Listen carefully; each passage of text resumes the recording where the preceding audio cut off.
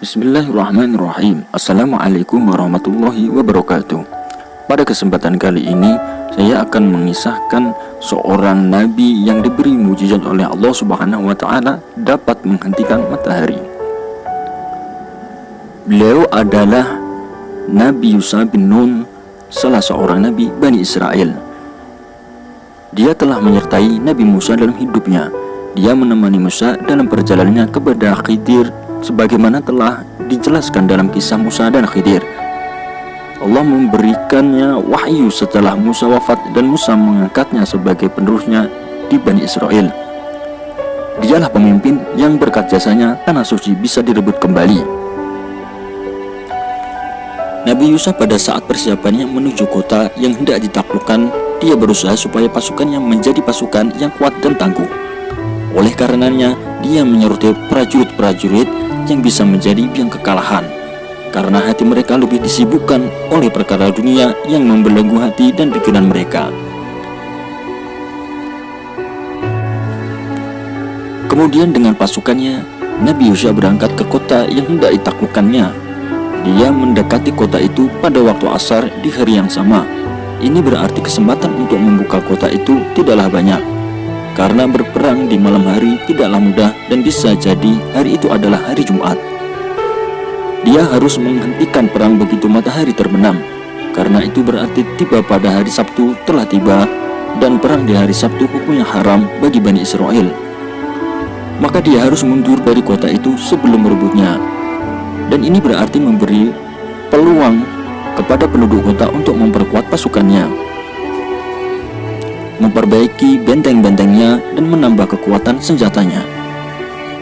Yusha menghadap matahari dan berkata kepadanya, "Kamu diperintahkan, aku juga diperintahkan." Kemudian Yusha berdoa kepada Allah, "Ya Allah, tahanlah ia untuk kami." Allah mengabulkan permintaannya dan menunda terbenamnya matahari hingga kemenangannya diwujudkan.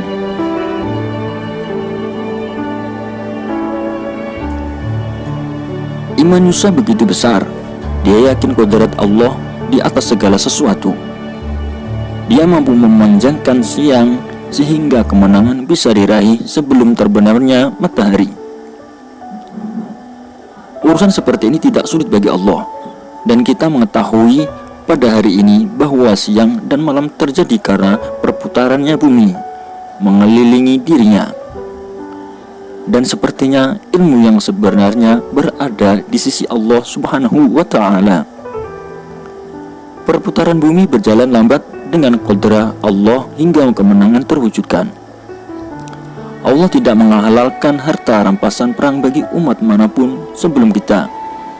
Harta rampasan perang dikumpulkan, lalu api turun dari langit dan membakarnya, kecuali tidak seorang pun dari pasukan yang menggelapkannya. Jika harta rampasan perang ada yang digelapkan, maka api menolak untuk melahapnya. Ini berarti Allah tidak ridho kepada mereka. Harta rampasan perang dikumpulkan, api pun turun, tetapi tidak memakan apapun. Maka Yusha berkata, "Di antara kalian ada yang menggelapkan harta rampasan perang." Untuk membongkarnya, Yusha menyuruh masing-masing kabilah mengeluarkan satu orang untuk membaiatnya. Maka tangannya menempel lengket di tangan orang yang berasal dari kabilah yang menggelapkan harta rampasan perang. Yusha membaiat anggota kabilah itu satu persatu. Tangannya lengket dengan tangan 2 atau 3 orang. Dan Yusha berkata, "Penggelapannya ada pada kalian." Akhirnya mereka mengeluarkan sebongkah emas besar dalam bentuk kepala sapi dan diletakkan di antara harta rampasan yang lain. Kemudian api turun dan memakannya.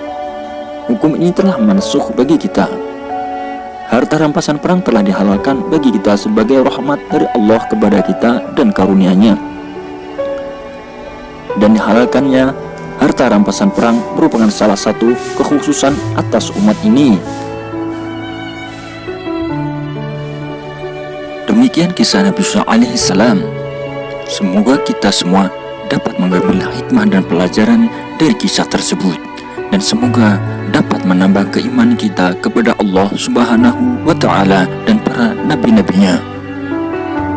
Wassalamualaikum warahmatullahi wabarakatuh.